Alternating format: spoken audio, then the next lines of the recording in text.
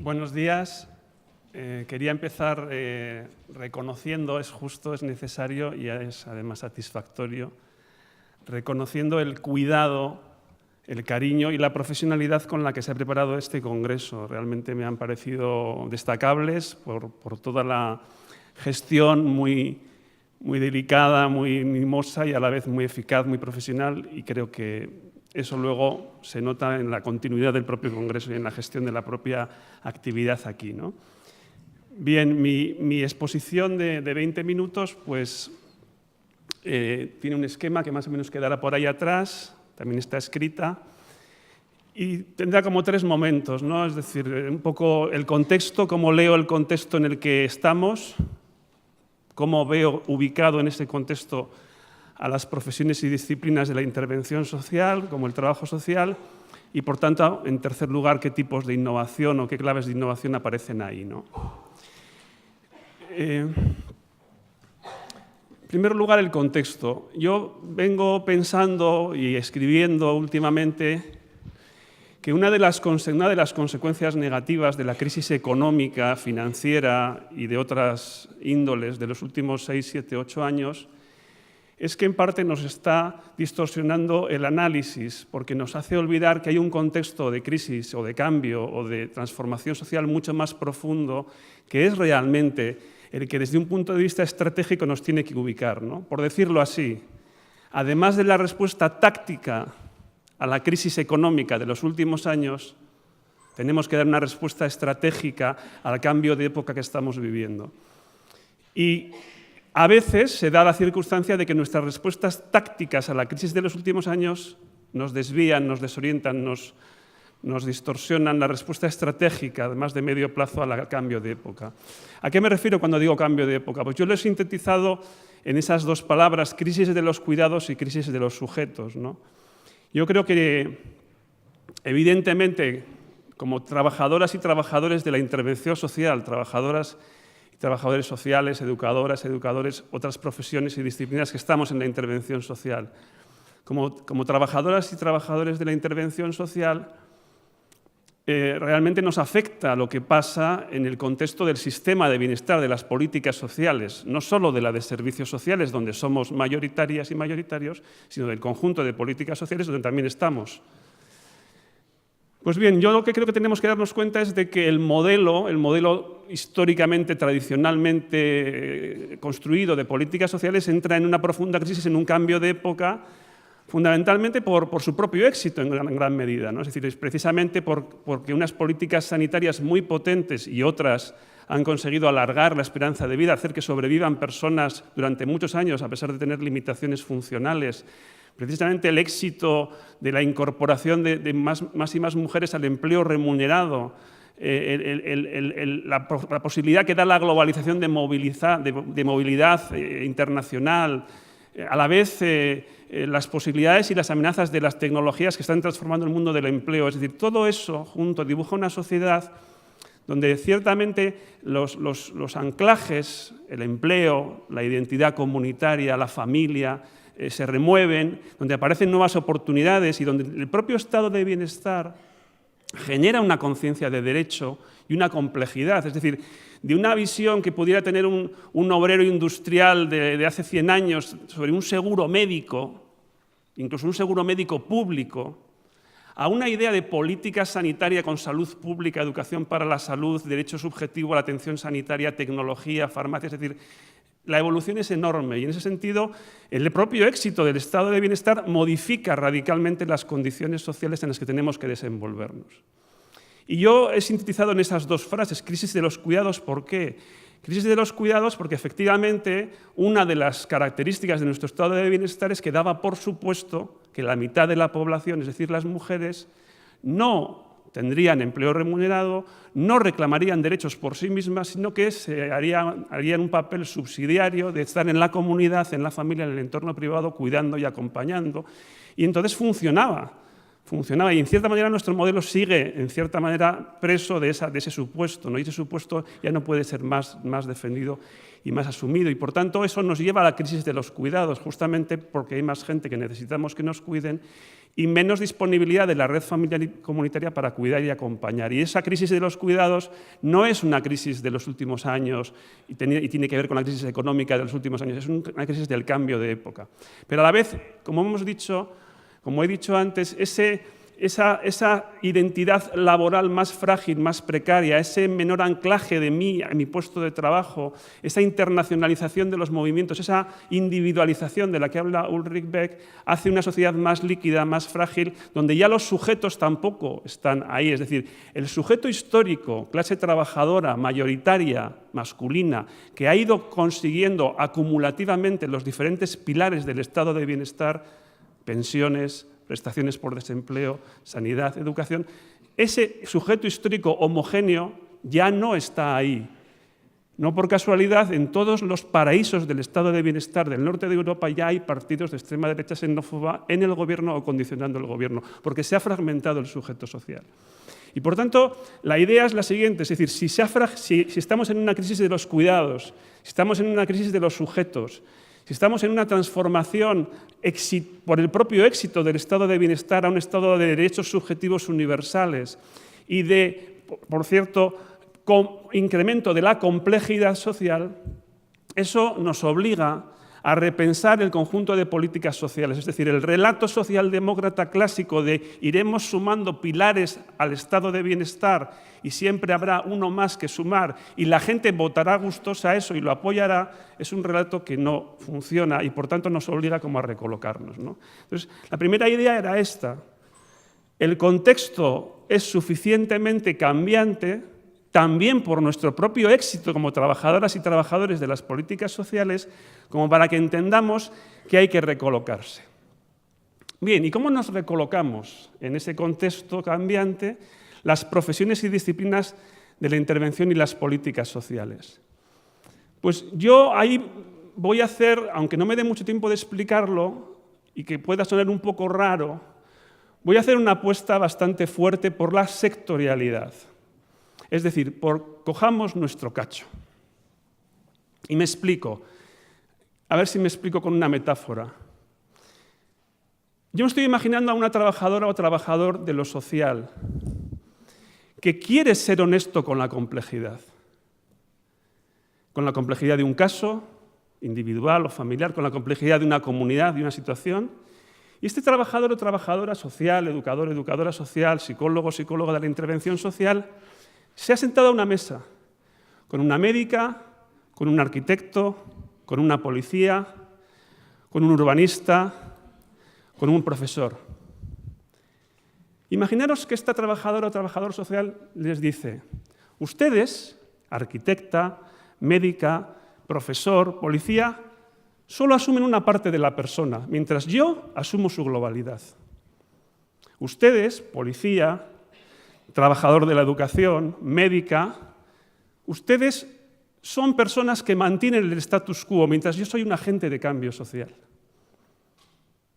Ustedes, trabajadora de la educación, trabajador de la enseñanza pública, trabajador de la arquitectura, de la vivienda, solo saben de sus prestaciones y recursos. Yo sé de las prestaciones y recursos de todos ustedes juntos. Qué raro, ¿no? Qué raro ir a una mesa para gestionar la complejidad con un discurso que sabotea la mesa de entrada. Yo creo que la escena que os estoy dibujando nos devuelve la necesidad de decir: no hay nadie de esa mesa que es el chicle de MacGyver. Todas y todos somos el chicle de MacGyver. Porque todas y todos nos sentimos como el chicle de MacGyver. El último recurso para todo, la última ratio, el que ve la jugada en global. No hay nadie. En la sociedad compleja que he dibujado, donde el estado de bienestar ha generado conciencia de derechos, donde la movilidad y la individualización social requiere personalización, donde ya no esperamos simplemente dinero y redistribución económica del Estado, sino servicios complejos, profesionales y basados en el conocimiento. En ese contexto, Pretender ir de los transversales, de los globales, de los holísticos y de los transformadores nos lleva a lo residual, a lo insustancialista y a lo insignificante. Yo estoy convencido de eso. Por tanto, os pido, os propongo, os provoco a que optéis por un cacho, a que optemos por un cacho, a que digamos cuál es nuestro cacho.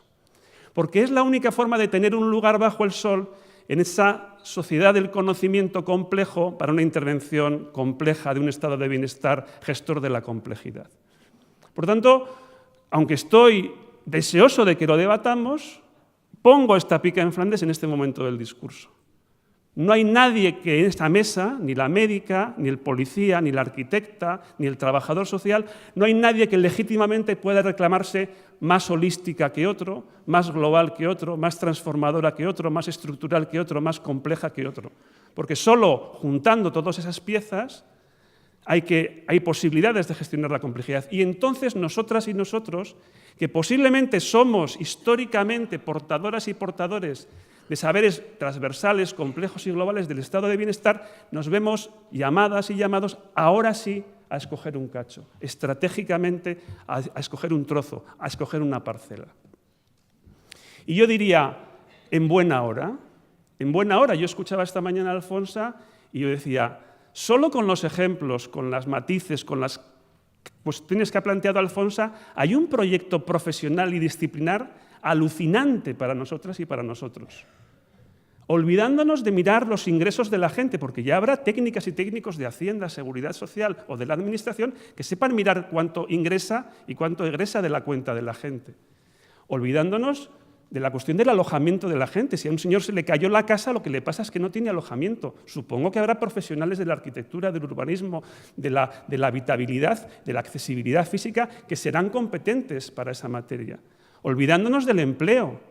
El empleo tendrá sus técnicas y técnicos de empleabilidad de la gente, orientadoras y orientadores laborales que saben cómo se empata a una persona con sus cualificaciones y competencias profesionales y un mercado laboral concreto. Y por tanto yo digo, nosotros tenemos un área, que es el spoiler que me hizo ayer Joaquín, que es la interacción humana, es decir, esos quicios, esas complejidades, que lo explicaba, a mi modo de ver muy bien Alfonso, ¿no? Cómo se reintroduce en mi proyecto personal mi condición de migrante, cómo yo interactúo con un entorno familiar, comunitario, cómo yo me autocuido o reclamo cuidados primarios o profesionales. Es decir, hay una interfaz muy relacional, muy micro, muy en la autonomía, que yo creo que conecta mucho con nuestras mejores tradiciones y que es un área de conocimiento de alto valor añadido.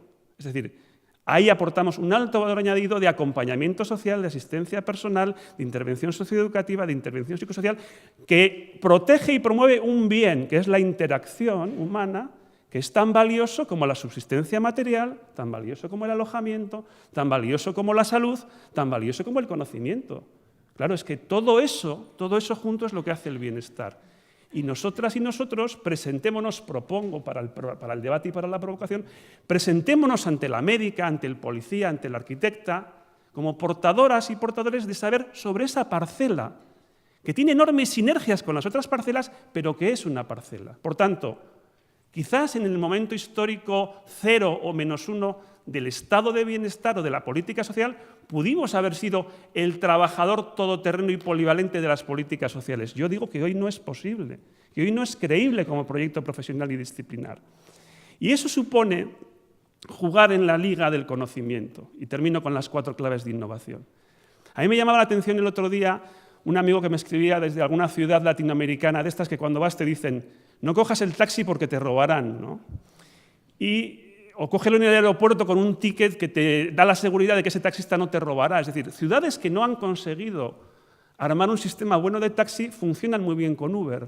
Y este tío mandaba un tuit y decía, estoy aquí no sé dónde, con un Uber fenomenal que me permite ir en un coche limpio, baratísimo y fenomenal. Entonces digo, hombre, mira, lo pongo como ejemplo de una comunidad, de una sociedad que se salta etapas en su gestión de la complejidad y con nuevas tecnologías puede hacer cosas nuevas, ¿no?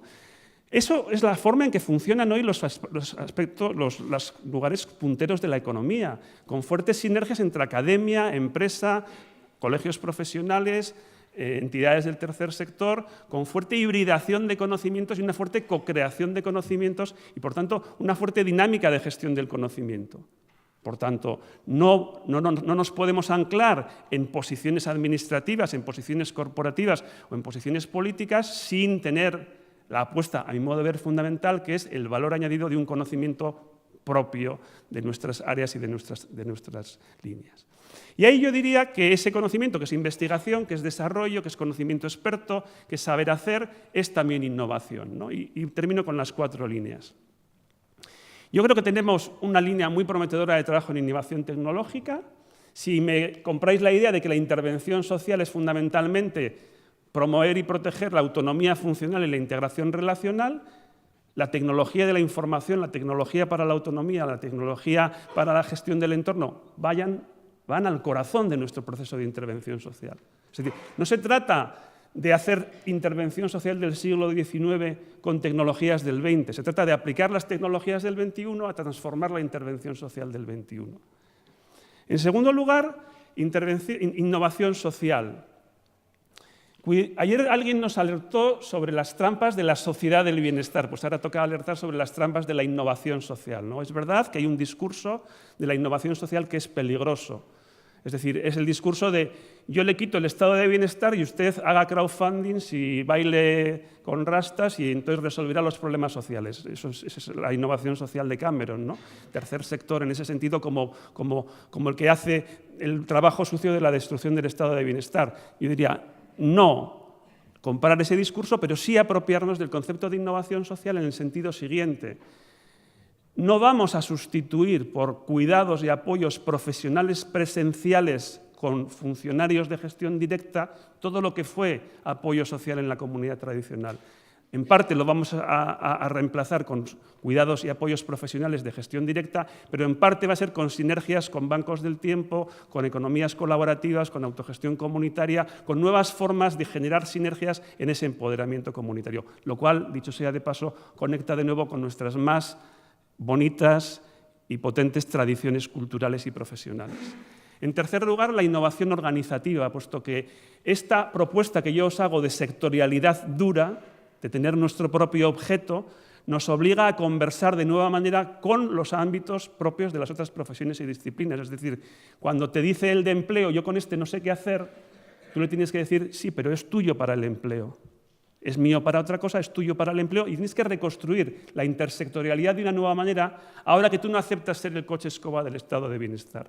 Y por último, la innovación política, porque a mí no se me escapa que esta agenda de conocimiento, innovación, transformación del sistema de bienestar y, por tanto, empoderamiento profesional y disciplinar, en el fondo nos está llevando a una forma nueva de contrato social. Es decir, ya no es un contrato social entre la clase trabajadora y la clase empresarial para unas contingencias, es un nuevo contrato social entre hombres y mujeres, entre personas que vinieron de un lugar y personas que estaban en ese lugar, entre personas con limitaciones funcionales, entre generaciones, entre las generaciones actuales y las futuras. Por tanto, estamos reconstruyendo el contrato social y eso es innovación política, porque yo, que lo mismo que digo que cuando estoy con el gorro del profesional tengo que ser muy profesional, eso no quiere decir que yo no pueda luego tener una ciudadanía política y ser consciente de la trascendencia política de lo que yo hago. Y, por tanto, en ese sentido, sí ser conscientes de que la innovación política nos lleva a un nuevo contrato social. Muchas gracias.